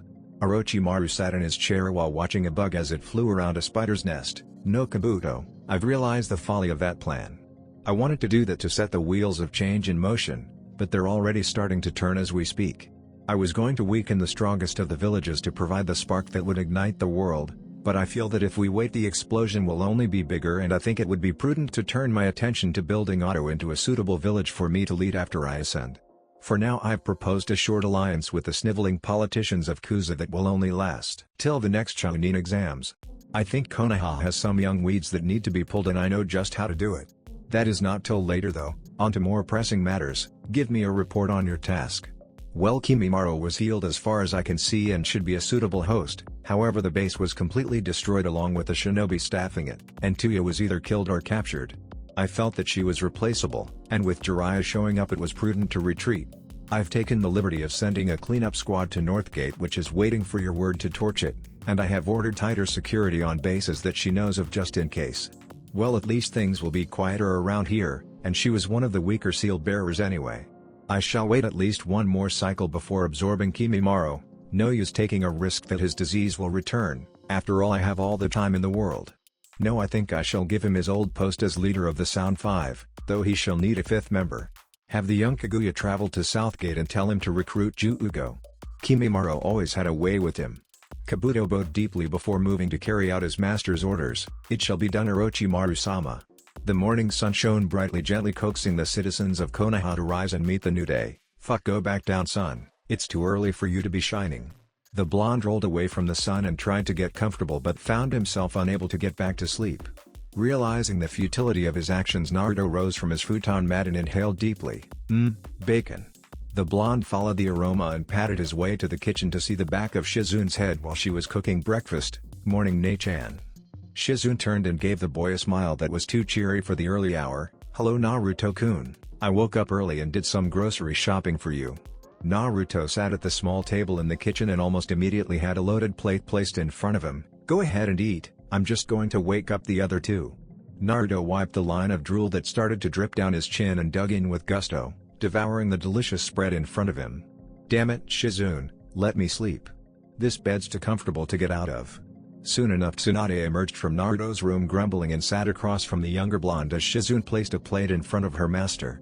Wasting no time, Tsunade also started to eat, ignoring Naruto's questioning stare. Bachan, isn't that one of my shirts?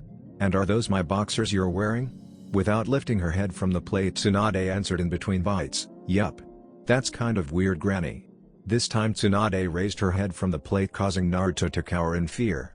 Her eyes were half-lidded and drowsy, and her hair was sticking up everywhere in a comical fashion, but it didn't make the woman any less intimidating. "I know you're not calling me old, right Naruto?" "Oh, of course not, Bachan. I just thought that you had your own pajamas." "Well, I do, but you were so ungracious last night I didn't want to unpack and impose." "What? I didn't say that.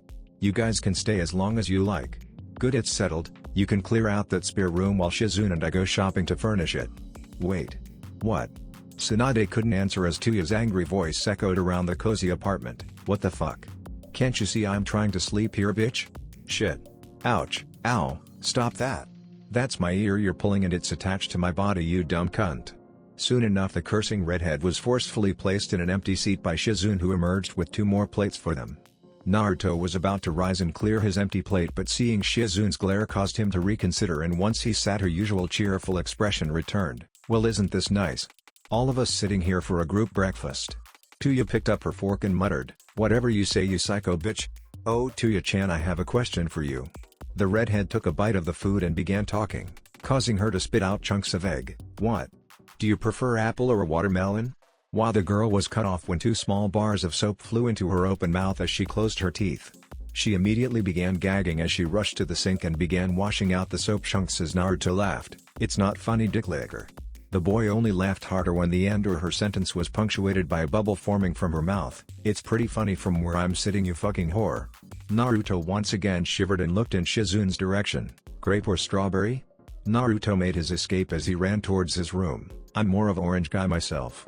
Naruto walked down the street wearing black shorts with a blue shirt bearing the Konoha emblem as he cheerily whistled a tune, glad to make an escape from Shizune's wrath. Who knew Ne-chan could be so scary? It must be a girl thing. It was still too early to pick up Sakura for lunch, but his sealing supplies were running low and he was too chicken to tell Tsunade that they couldn't stay, so he had to restock before he could seal all the random stuff that built up in his spare room. He managed to get enough to seal all that crap and still have enough to practice all the exercises Jiraiya left him before taking off on his own, so he was slowly making his way towards the apartment, slightly fearful of Shizune's retribution.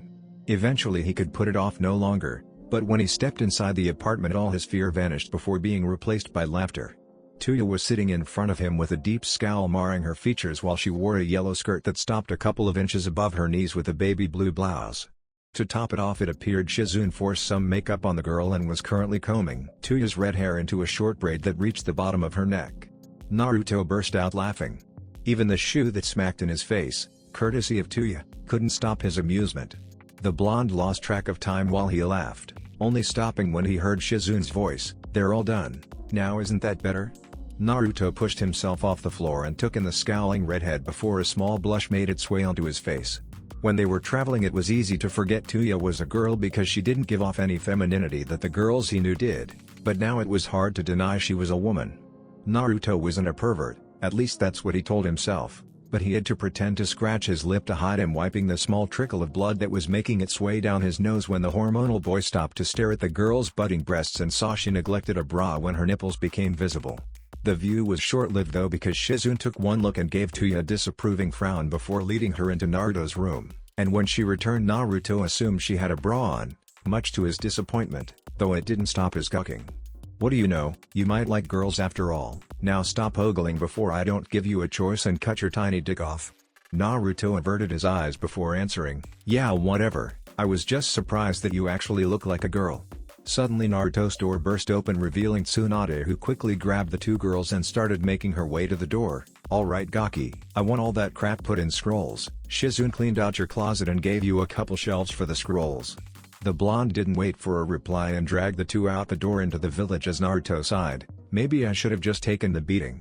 It didn't take the aspiring seal master long to draw up the required seals because it was just simple storage ones, but it was definitely monotonous, and Naruto was glad when he placed the last scroll on the rack in his closet before looking around the now empty room. "Wow, it's been a while since I last saw the room this clean.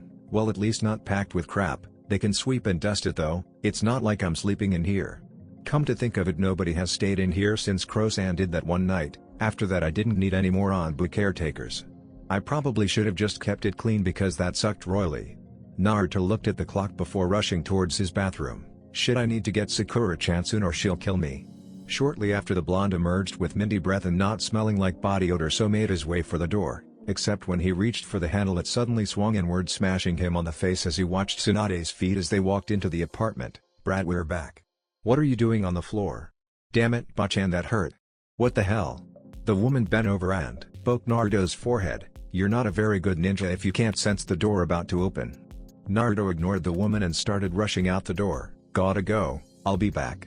Naruto was about to exit when Shizune stopped him. "Wait, Naruto."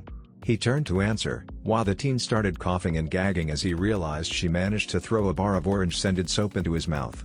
After returning to his apartment to wash the soap out of his mouth while ignoring Tuya's laughter, Naruto made his escape shortly after bubbles stopped coming out from his mouth when he talked, and now he walked down the street with his pink-haired teammate at his side, and the blonde couldn't be happier as he hung out with her. But something apparently changed while he was away.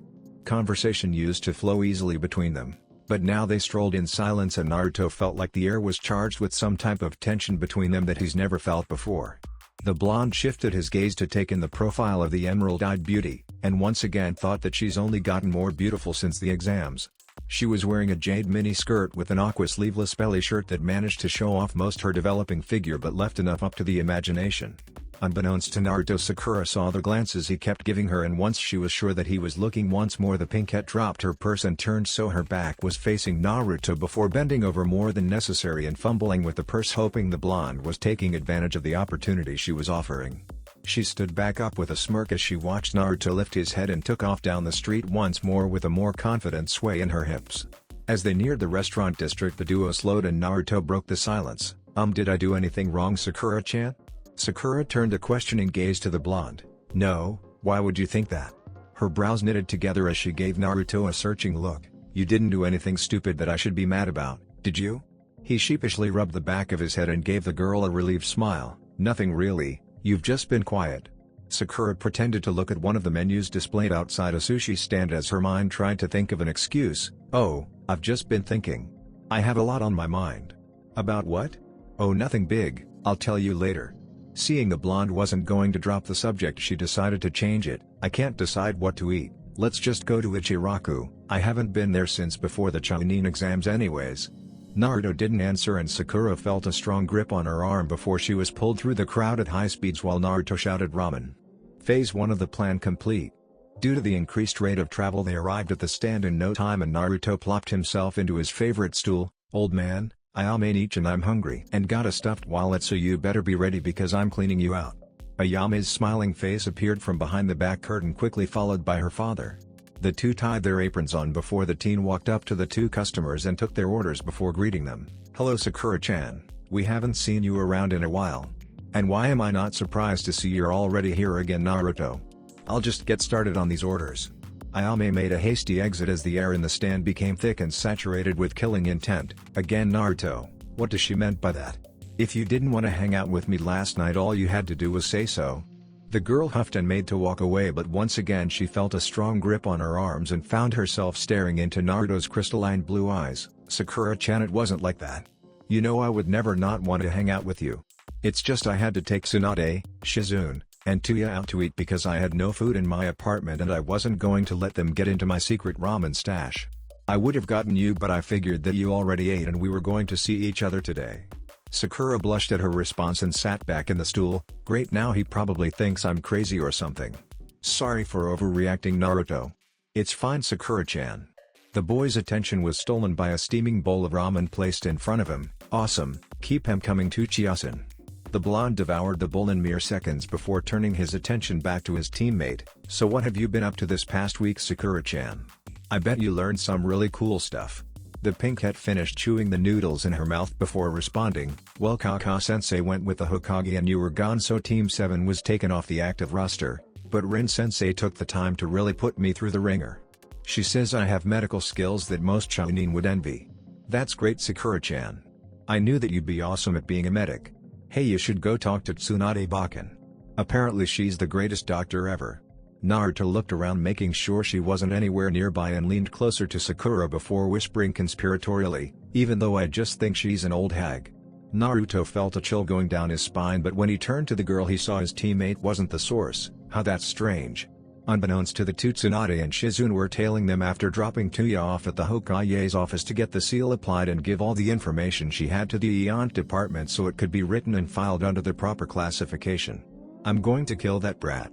After shaking off the chill, Naruto continued his conversation with Sakura, and when the two were ready to leave they were surprised they were in the stand for almost 2 hours. Naruto started to walk in the direction of Sakura's house but found she wasn't with him. Sakura-chan, isn't your house this way?" Sakura fought down her embarrassment and hoped her blush wasn't showing. "Well, I just figured we could go hang out at your apartment since we haven't seen each other in so long." "Sure, let's go." The two made their way towards one of the residential districts while Sakura did a victory dance in her head. "Great, now I'll just sidle up to Naruto and he'll be mine.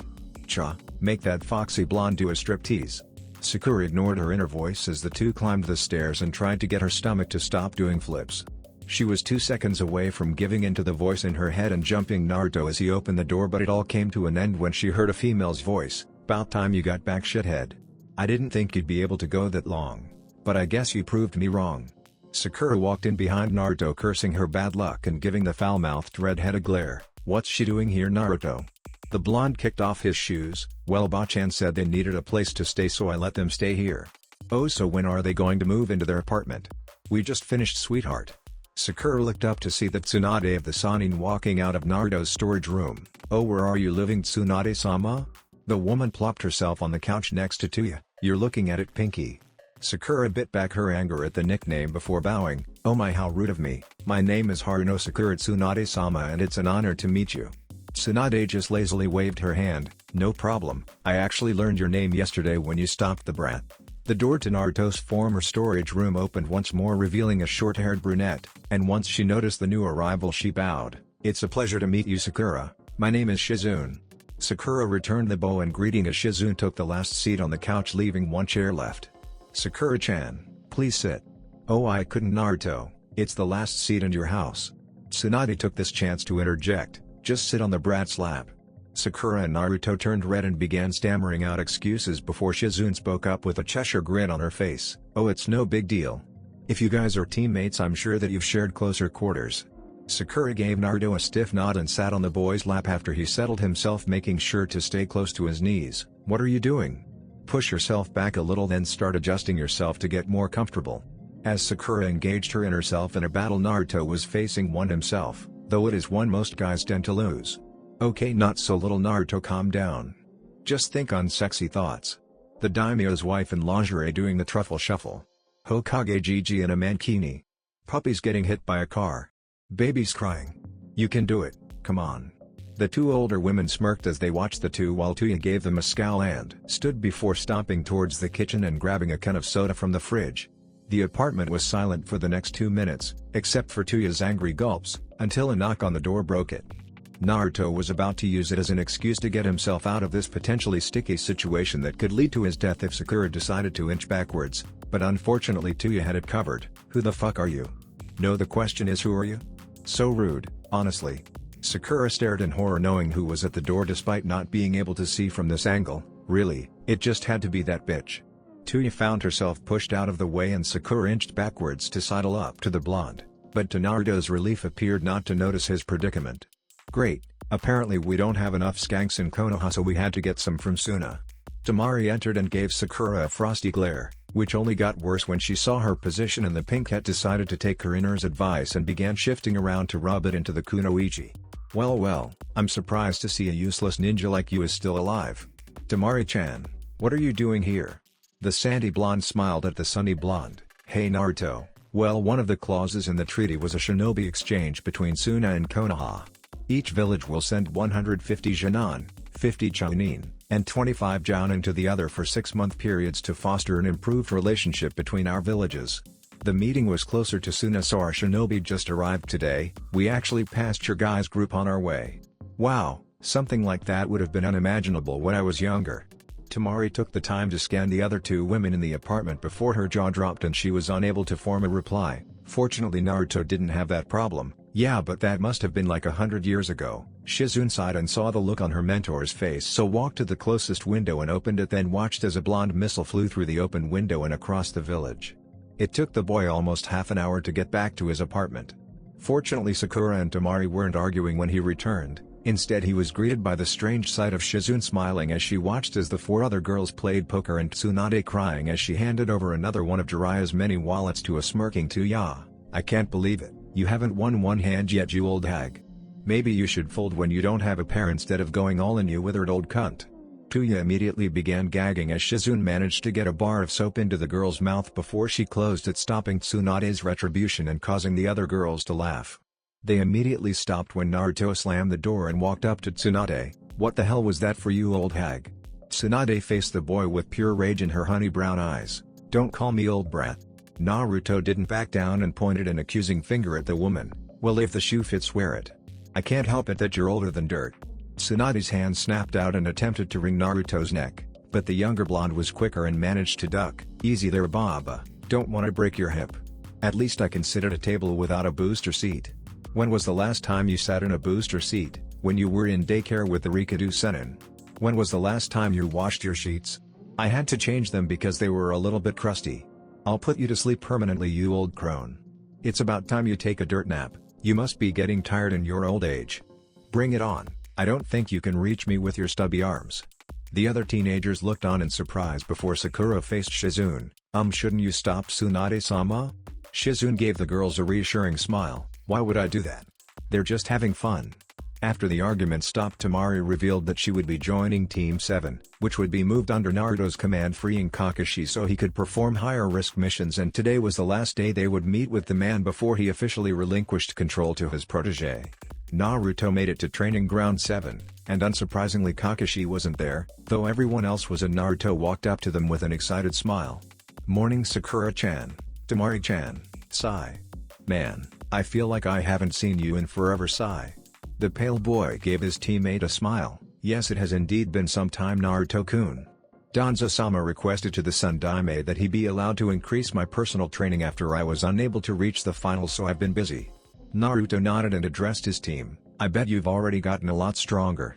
We should all do some team sparring later to learn more about each other's skills, but while we wait we should tell Temari about ourselves like we did when we first met." Sakura gave Naruto a look he's never seen before. "Wow Naruto, that's a really good idea. You're sure taking this thing seriously. I'm impressed."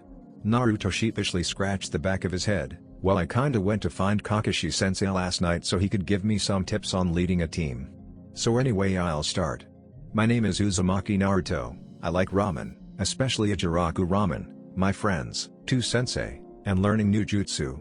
I dislike waiting for the ramen to cook, when people try to hurt my precious people, and people who unfairly judge others, and my dream is to become Hokage. My specialty is ninjutsu, though I'm pretty confident in my taijutsu, and if it wasn't for Sasuke's sharingan I'd be hopeless at genjutsu, and I'm learning Fuuin jutsu now as well. My battle style is close to mid-range combat, and while I can fight at long range I prefer to avoid it. My main weakness is probably detecting a genjutsu when I don't have the sharingan revealed. Why don't you go next, Sai?" The boy stopped drawing and began speaking. "My name is Sai. I like drawing and my teammates. I dislike people who try to harm Konoha, and I have no dream as of now, though I wish to have one, so I think that could count as a dream. I specialize in my ink-based ninjutsu. My taijutsu is average, though I am becoming more proficient with my tanto. I am not very good at casting genjutsu, but I can dispel them easily enough. I mainly am a support fighter that operates at long range, however I think I am quite capable in a one-on-one battle. My main weakness as of now is the fact that I need to draw my creations on paper to animate them, so if I don't have enough prepared or cannot get enough reprieve to draw them, my main weapon is useless. I am working on that though." Temari gave the pale boy a strange look while the other two smiled at the difference in Sai's introduction. It was much better than, "My name is Sai. I neither like or dislike anything and have no dreams for the future." Seeing Naruto glance in her direction, Sakura went next. "My name is Haruno Sakura. I like trivia games, umeboshi, onmitsu, and syrup-coated onko dumplings. I dislike spicy foods and those that try to hurt my friends. My dream is to become an elite jounin and buy my mom a big house in the suburbs. And the other one is private. I specialize in ryojutsu and poisons and mainly fight at long range in a support role to save my chakra for healing. I'm okay at taijutsu because of my chakra scalpels, though I'd like to improve in that area. My ninjutsu repertoire is lacking because my chakra supply is small and I've focused mostly on the field of medicine, though when I improve my reserves I'd like to learn some. I am competent in genjutsu for a Jonin, though I'd like to improve that as well. I'd say my main weakness is my lack of reserves, but I have really good control so I can make good use of them and I'm working really hard to expand them." Sakura finished while Naruto frowned. "Don't sell yourself short, Sakura-chan. I know you're way stronger than what you just said. Anyway, why don't you tell us about yourself, Temari-chan?" Seeing she had everyone's attention, the Sunaku no Ichi began. "My name is Temari. I like looking at different types of flowers, chestnuts, and kinchin soup. I dislike dishes that contain octopus and squid, and my dream is to become the strongest kunoichi in Suna. I specialize in long-range futon jutsu, though I am capable of using my fan in close range and have other ways to cover that so-called weakness. My genjutsu skills are non-existent, but I have no problem recognizing and breaking most illusions. I'd say my biggest limitation is most of my jutsu require my fan for maximum power." When Temari finished, a puff of smoke appeared in the middle of the square revealing Kakashi. "Sorry I'm late, but I got lost in a magical maze and spent all morning trying to get out." Liar smiling in nostalgia, Kakashi took one last look at his team and felt an upsurge of pride looking at all three. "I'm impressed, Naruto. You were really on the ball with taking charge. Apparently you actually listened to my advice. Now it makes me incredibly proud and sad to say this, but as of today I will no longer be your official sensei, though I'm sure as you advance through the ranks we will be teamed up for some missions. From now on Sai, you are apprenticed to Danzo and will do missions with Team 7. Sakura, you are doing the same thing with Rin. Naruto is technically apprenticed under Jiraiya and myself, though I'll always make time for any of you, and Tamari, I believe that the Sunajinan will ask their villages Jounin that are in Konoha for advice. Now team training will be left up to Naruto's discretion and I expect you all to listen to his orders, though remember that these three are your teammates and their input is valuable as well. Naruto. Now I have some gifts for all of you before I go. Sai, it took me a while to get this, but I was able to get some friends of mine to figure out the details. Kakashi pulled out a large bottle of ink and handed it to the boy. My friend who owns the store that I take you guys to was able to mix a bit of poison into the ink and give it the ability to channel chakra. If you ever need a refill, just go to the store and he'll whip you up a batch. Sai thanked the man and received a nice smile in return before Kakashi turned to Sakura and handed her a slip of paper. I couldn't help but overhear how you wanted to learn elemental jutsu, so if you channel chakra into it, the paper will react and will tell you your primary affinity depending on the reaction. Sakura followed the Jounin's instructions and watched as the paper crinkled and turned her questioning gaze to Kakashi, who pulled out a scroll labeled Raiden as his right eye crinkled in its trademark smile. I see that you're lightning-natured, just like me. This scroll contains a number of jutsu from E rank to B rank as well as the beginner elemental manipulation exercise. I trust you not to overdo it and exceed your limits like Naruto would, and the best way to expand your reserves is to exhaust them, so don't wait to start that training. Kakashi briefly paused and waited for Naruto's whining before facing the blonde and tossed him a small scroll. Now Naruto, you have a good repertoire of ninjutsu, so you don't need more, so that scroll contains some exercises for wind and water manipulation. After Naruto pocketed the scroll, Kakashi pulled out another one and unsealed it, revealing a short saber in an elaborate white sheath with inlaid silver strips going up its length. This is my father's white light chakra saber. I broke it when I was your age but got it repaired and haven't used it since, though I used to wear it when I was in Anbu to honor my father when I came to terms with his death, even if I never used it. Anyway, it's been gathering dust and I want you to have it. It has the ability to cut or pierce almost anything, and when you swing it the blade leaves a white trail that is capable of blocking projectiles, and if you channel chakra into the blade when you swing it, the barrier's defensive capabilities are increased based on the amount, and though it is a saber, the blade will have little difficulty cutting through objects with the application of chakra, especially if you add your wind nature to it. I don't know if that's the extent of its abilities though. My father said he was barely scratching the surface of the blade's potential and that it wouldn't let him access its other powers, but I don't know what he meant. Naruto stared at the offered blade in awe. I can't accept this. Kakashi, I smiled at the boy. I want you to have it.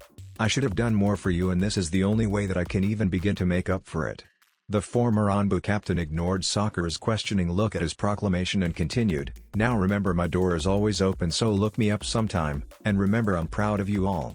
Kakashi disappeared in a puff of smoke, leaving the four on their own once more, and Naruto turned to his new squad after strapping the saber to his back. Alright, let's get busy.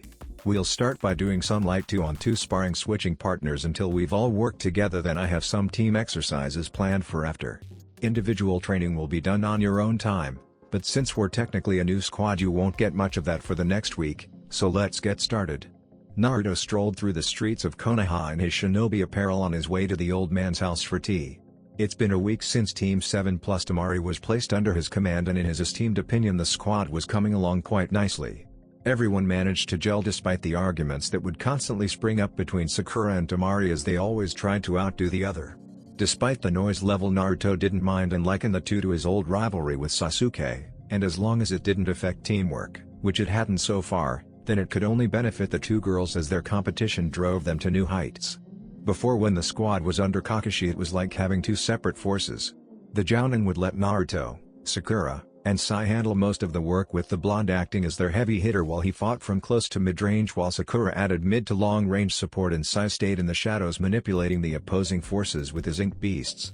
Kakashi would only step in and handle the situation when he deemed the threat too great for his students to face. Naruto was still the heavy hitter, but now Tamari was his first line of support with Sai as the second layer, and Sakura would work from the shadows trying to take out enemies quickly and quietly with her poisons and genjutsu. Besides doing full team formations, Naruto also split them up and did group sparring with random partners in 2-on-2 or 3-on-1 matches to get everyone accustomed to working with all the members of the team. Naruto was broken from his thoughts when something small and solid slammed into him before a childish voice broke his thoughts. Naruto Niikin, it's really you. What are you doing here? That's a cool vest, can I try it on? The Chunin looked around while Konohamaru continued to bombard him with questions, and the blonde saw he wandered onto the old man's property while he was lost in thought. Naruto managed to pry the babbling brunette off of him and smiled down at the excitable child. "Easy there, kid, one question at a time. I'm here because your grandpa invited me over for tea. He didn't tell you?" "No, I wanted it to be a surprise." The two children looked up to see the old Hokage approaching wearing something other than his Hokage robes. The old man wore a simple black shirt with gray sweatpants, looking completely opposite of the village leader he usually portrayed himself as. "Yes, you're right on time, Naruto. I just put the water on and returned from my favorite bakery with some delicious treats. Now let's go and visit." Hiruzen led the two into the modest two-story log cabin that was gifted to him by the village after he married his wife Biwako. It wasn't anything extraordinary, but the old man was quite fond of the home, feeling that it symbolized the love and respect that his people had for him and helped motivate him to work even harder to protect the citizens and keep them happy. The wood was stained to protect it from the elements, and each side had several windows. The three approached the front porch before Konohamaru broke away from the pack once more. "Uncle Asuma, what are you doing here?" The large man took a drag of the cigarette from his mouth before tossing it into the air and watching as it was incinerated before the ashes floated off in the wind. Smirking at the impressed face of his nephew, Asuma answered his question. "Well, kiddo, I'm here because I was hoping to talk to Pops, but I can see you're busy, so I'll come back later." The old man suppressed a wince that the thought of staying and talking didn't even appeal to his son. "Nonsense, Naruto is just over for tea, so why don't you stay and we'll talk after?" Asuma shrugged nonchalantly and joined the procession into the house before taking a seat across from his nephew, who sat next to Naruto looking up at the blonde with adoring eyes. "Hey Ni-chan, guess what? Gramps got me a recording of the Chunin exam finals you were in. It was awesome. I didn't know you were so amazing, Ni-chan." Naruto unintentionally puffed his chest out at Konohamaru's praise. "Thanks, brat, but I hope you won't doubt my greatness anymore." Konohamaru nodded while Asuma chuckled. "I've got to admit, Naruto, you're pretty strong for your age. When I saw you fight in the prelims, it amazed me how strong you were, especially considering your poor performance in the academy. But don't get a big head. You're still a little fish in a pond full of sharks, so don't rest on your laurels yet." Naruto shivered at the shark reference as he remembered his encounter with the blue guy and Sasuke's brother. "Well, I'm still training hard. Kaka-sensei even got me started on elemental manipulation." Asuma let out a whistle at that. "Wow, at your age? That's nothing to sneeze at." Konohamaru gave the two a confused look. "What's elemental manip thingy?" Asuma bit his bottom lip to keep from laughing and making his young nephew angry. "Well, as you get older, your chakra develops a relationship to a certain element, sometimes more than one, that allows you to use those jutsu much more effectively than other types. Like if you have an affinity to earth, your fire jutsu would be weaker, though you can still learn them. It's actually a requirement that jounin be able to manipulate more than one element." "I'm curious though, Naruto, what's your alignment?" "Well, I have an affinity for water and wind, though I'm working on wind manipulation right now." The jounin raised his eyebrow. "Two affinities at your age, somehow I'm not surprised." Naruto nodded. "Yeah, well, there aren't that many futon techniques in Konoha that I can learn, and even fewer wind masters, so advice is hard to come by." The Sandaime emerged from the kitchen holding a laden tray and laughing. "Yes, well, today is your lucky day, Naruto. I know one of the foremost experts on wind manipulation in Konoha." Naruto gave the old man a hopeful look. "Really, Gigi? Who is it? Come on, tell me." The elder laughed at Naruto's childish tone before shifting his eyes toward a smiling Asuma. Naruto followed his gaze before his jaw dropped. "No way. Can you help me out, Asuma-sensei?" "Sure, kid, I'll give you some tips before we leave. For now, let's just have some tea and relax." Hiruzen placed the tray down and took his seat. "Take what you want, I don't want any leftovers."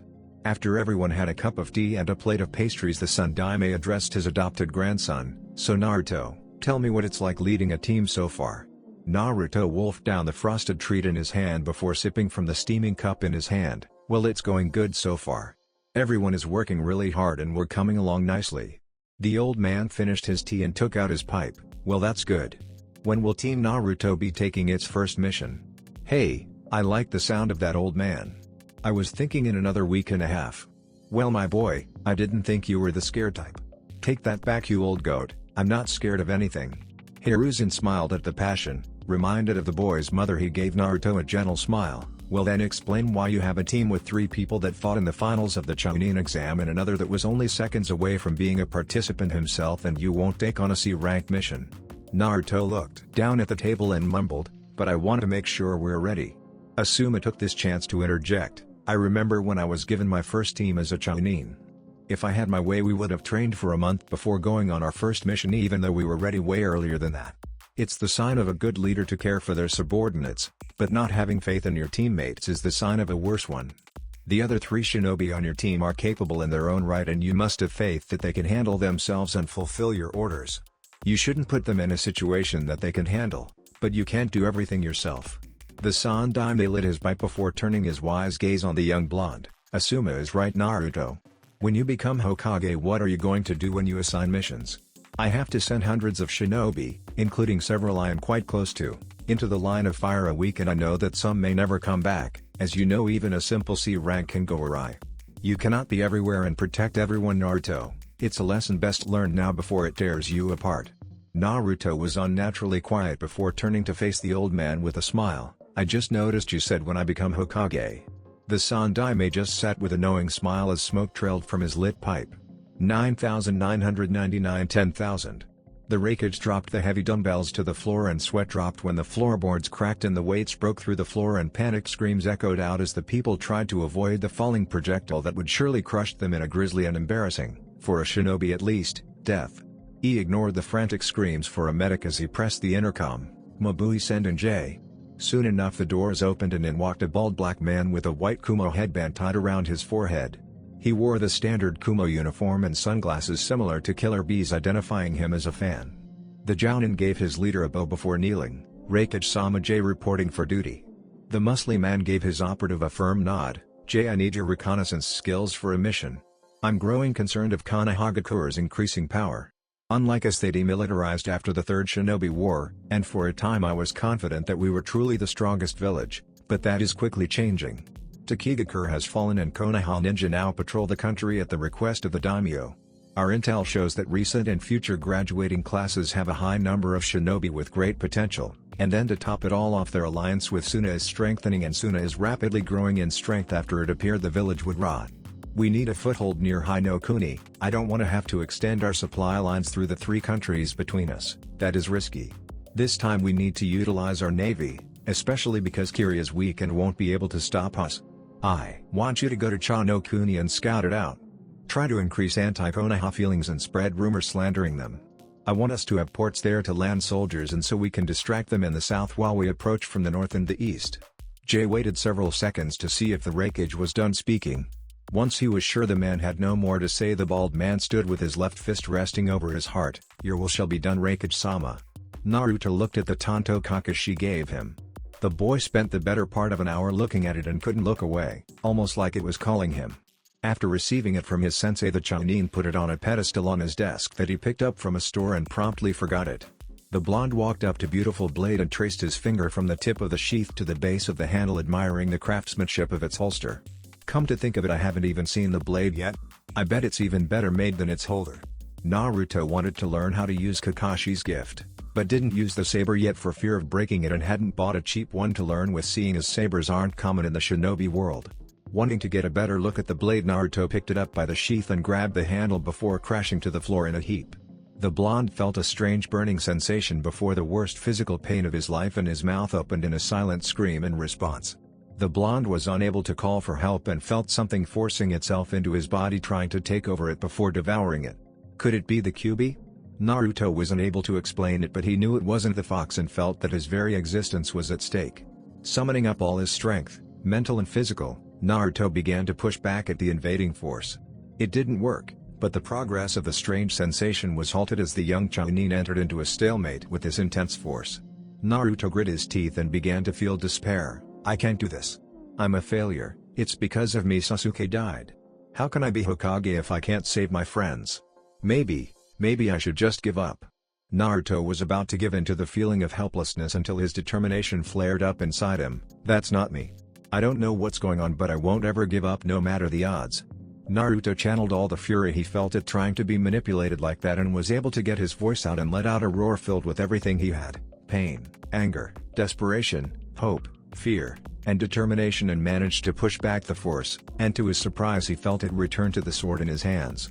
The door to his room burst open as a frantic Tsunade looked around. What's going on? Naruto, are you alright? Yeah, I'm fine, Tsunade Bakken. The woman's honey brown eyes looked down to the floor before gasping in surprise. The blonde skin looked like it was burned in several areas on his arms and torso, and on his hands you could see bone in some areas. "What happened to you?" Naruto let out a weak cough as he lifted the sword by the handle and unsheathed it. "I picked this baby up and suddenly I was in more pain than I've ever been and this weird force tried to take over my body. I thought it was QB. I managed to force it back and when it disappeared I felt it go into the sword." Tsunade stood cracking her knuckles. "I'm going to go kill Kakashi. I'll be right back." "Wait, Ba-chan." He didn't know.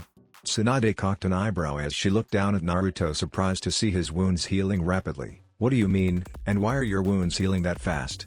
"The QB can't do it that fast unless you're channeling large amounts of its chakra, otherwise there would have been no need for me to heal you." Naruto once again presented the blade. "I can't really explain it, Ba-chan. But after the force went back in the sword I changed somehow. I think that was some kind of test, I'm not really sure, but it's like the sword is telling me something. Putting images in my head or coaxing me to think certain thoughts." After Sakumo died the blade went to Kakashi, but he didn't receive the blade properly and it didn't feel that he would be a worthy owner, so never gave him the test or let him use its powers. Apparently the blade has existed for centuries and has been passing from user to user, usually through the former's death, as it tried to find the greatest wielder it could. It has been known by many names through the centuries, though it says it really has none. The blade said it sensed great power in me and wanted to test it. I guess that I'm its new user, and the sword is what's healing me. It says that it increases the user's vitality and is able to slowly gather chakra from its surroundings over time and filter it before feeding it to the user in a pinch, and it used that to fuel my healing ability."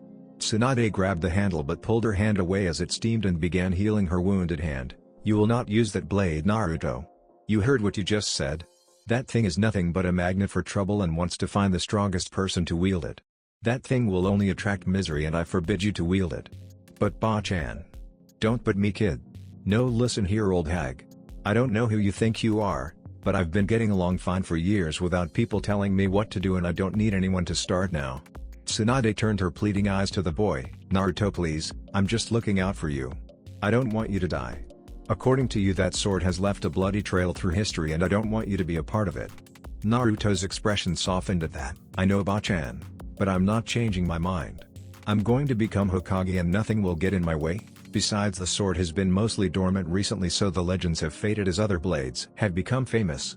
Besides, didn't you get captured because you're a famous healer? And those Akatsuki guys are coming for me because I'm a Jinchuriki and they can't be the only ones who want to bite Juu's power.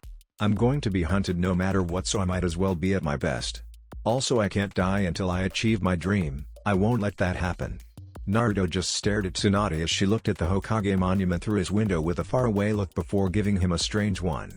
She reached behind her neck and unclasped the necklace dangling in her cleavage before leaning over the frozen boy and clasping it around his neck before delivering a kiss on his forehead that left him blushing. "Okay, Naruto, I believe in you and that necklace is a symbol of that, so wear it with pride."